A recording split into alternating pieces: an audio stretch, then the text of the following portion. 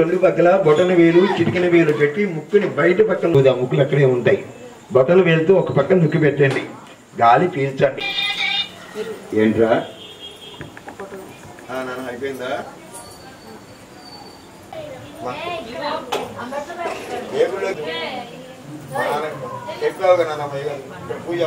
ఉంచుకోవాలి.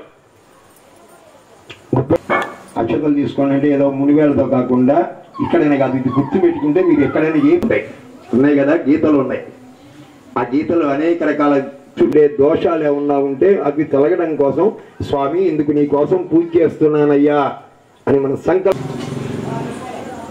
విశ్వావసునామ సంవత్సరే దక్షిణాయన వర్ష ఋతౌకి అఖిలాండ కోటి బ్రహ్మాండ నాయకి ఆది పరాశక్తి కైలాసపుర నివాసిని శివ హృదయ నివాసిని సర్వ సౌభాగ్య ప్రదాయని సర్వ దోష నివారిణి సర్వ సౌభాగ్య సర్వ మంగళకారిణి శ్రీ భర్త అన్నారు. భర్త భార్య అన్న, భార్య భర్త, సీత రాములు, పార్వతి నడిపించేది అయ్యి ఉండాలి, భర్తని ఏడిపించేది అయ్యి ఉండకూడదు.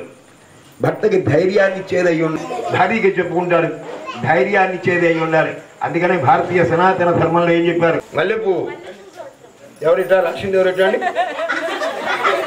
ఒకసారి తల్లి భాగ్యసాయి పక్క తెలుగు జనకపాల గోత్రోద్భవస్య రామ్మోహన్ రామ్ భైస్య ధర్మపత్ని సాగరికి నమోజాహ సౌభాగ్యవతినాం అమ్మ కడిగిస్య వెంకటేశ నామ భైస్య ధర్మపత్ని అపన్న నమోజాహ సౌభాగ్య అమ్మ గుడిపట్ల గోత్ర వెంకట నామ భైస్య ధర్మపతి లలిత ధర్మపత్ని సర్వ నమోజాహ సౌభాగ్యవతినాం పై నాగుల గోత్రోద్భవస్య సాయి నంజాల గోత్రోద్భవస్య వెంకటేశ నామ నమోజాహ సౌభాగ్యవతినాం నాగుల గోత్రోద్భవస్య అప్పారావు నామ భైస్య ధర్మపత్ని రాజేశ్వర నామోజాహ అమ్మ అభివంశ బ్రహ్మర్షి గోత్ర.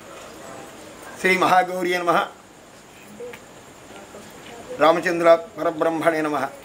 ఇక్కడ మీరు చూస్తుంది ఇక్కడ ఉన్నటువంటి స్థలం అశోక్ నగర్ కాలనీలో రమేష్ పాన్ షాప్ పక్కన కిరాణా కొట్టు పక్కన ఉన్నటువంటి వీధిలో స్వామి వినాయకుడిని ఇక్కడ కొలువు తీర్చి ఈ బజారు వాళ్ళంతా కూడా అత్యంత భక్తి శ్రద్ధలతో స్వామివారి పూజా కార్యక్రమాలు నిర్వహిస్తూ ఉన్నారు. ప్రత్యేకంగా చెప్పాలంటే ఈ రోజున మంగళగౌరీ వ్రతంగా వీళ్ళంతా ఆడవాళ్ళంతా అధిక సంఖ్యలో పాల్గొని మంగళగౌరి వాళ్ళ సౌభాగ్యం బాగుండాలి, భర్త క్షేమంగా ఉండాలి, ఎటువంటి భయాలు లేకుండా ఉండాలి అనేటువంటి ఉద్దేశంతో వీళ్ళు మంగళగౌరి పూజను ఆచరిస్తూ ఉన్నారు. స్వామి సన్నిధిలో ఇవాళ రేపు ఎల్లుండి గురువారంతో ఈ నవరాత్రులు ఈ సంవత్సరానికి పూర్తి అయిపోతాయి. రేపు నవరాత్రులు పురస్కరించుకొని స్వామి సన్నిధిలో మహా అన్నదాన కార్యక్రమాన్ని ప్రత్యేకంగా అధిక సంఖ్యలో భక్తులు వచ్చే విధంగా చూసుకొని అందరికీ మృష్టాన్నం అంటే కడుపు నిండా భోజనం పెట్టాలి అనేటువంటి మంచి ఉద్దేశంతో రేపు అన్నదాన కార్యక్రమం చేస్తూ ఉన్నారు. వీళ్ళు చేసేటువంటి ఈ కార్యక్రమాలన్నీ కూడా ప్రజాహితం అంటే 10 మంది బాగుండాలి, అందరూ బాగుండాలి అనే ఉద్దేశంతో వీళ్ళంతా కూడా తల చెయ్యి వేసుకొని చేస్తూ ఉన్నారు. ఇలా చేసేటువంటి ఈ ఉత్సవాల్లో చూసినా పాల్గొన్న భక్తిభావంతో పాటు సమస్తమైనటువంటి దోషాలు తొలగిపోతాయి అనే ఉద్దేశంతోనే ప్రతి బజారు బాగుండాలి అని ప్రతి చోట ప్రతి బజారుకి గణపతిని పూజిస్తూ ఉన్నారు. ఇలా భద్రాచలంలో 100కి పైగా గణపతి మందిరాలు ఉన్నాయి. అందులో భాగంగా ఈ అశోక్ నగర్ కాలనీలో ఏర్పాటు చేసిన ఈ బాల గణపతి ఉత్సవాల్లో ఈ రోజున 7వ రోజు స్వామి సన్నిధిలో ఉదయ సాయంకాల పూజలు చేశాం. ఎప్పుడు సాయం సంధ్యా సమయంలో అమ్మవారికి మంగళగౌరి పూజ నిర్వహిస్తూ ఉన్నాం. ఇలా ప్రతి సంవత్సరం వీళ్ళు భక్తితో చేయాలి అనే సంకల్పంతో చేస్తూ ఉన్నారు. మీ ద్వారా తెలియచేసేది ఏంటంటే భక్తి, శ్రద్ధ, విశ్వాసం, నమ్మకం, ప్రేమ, గౌరవం ఇవి ఎక్కడైతే ఏ బజార్లో అయితే ఏ పందిట్లో అయితే వినాయకుడి ముందు వీళ్ళు వాటిని నిరూపించుకుంటారో ఆ బజార్లో ఉన్నటువంటి అందరూ సుఖంగా ఉంటారు. అంతేగాక ఇక్కడ చాలా వరకు చేసేది ఏంటంటే ఉత్సాహం కోసం అత్యుత్సాహం కోసం గణపతిని పెడతా ఉన్నారు. చందాలు పూజ చేయడం, ఎవడో వినాయకుడు ఇస్తాడు, ఎవడో పందిరి ఇస్తాడు, ఎక్కడో పంతులు గారి డబ్బులు ఇస్తాడని పెట్టడం, డీజేలు పెట్టుకోవడం, సాయంత్రం అయితే తాగి తందనాలు ఆడటం, డీజేలు పెట్టి తాగడానికి బెర్రీ పాటలు పెట్టి డ్యాన్సులు వేసుకొని గణపతి ఊరేగింపులు చేస్తూ ఉన్నారు. భక్తితో చేయాలి, డప్పు మేళతో మంగళ వాయిద్యాలతో స్వామిని ఊరేగింపు చేస్తే అది ఊరికి మంచిది. అలా సర్వమంగళకరం అంటే సర్వజనులు శ్రేయస్సుతో ఉండాలి. వాడు హిందువా, క్రిస్టియనా, ముస్లిమా, బుద్ధ, జైన ఎవడైనా కావచ్చు, అందరూ చూస్తారు. ఒక బజార్లో ఒక దేవుడు వెళ్తున్నాడు అంటే అందరూ చూస్తారు.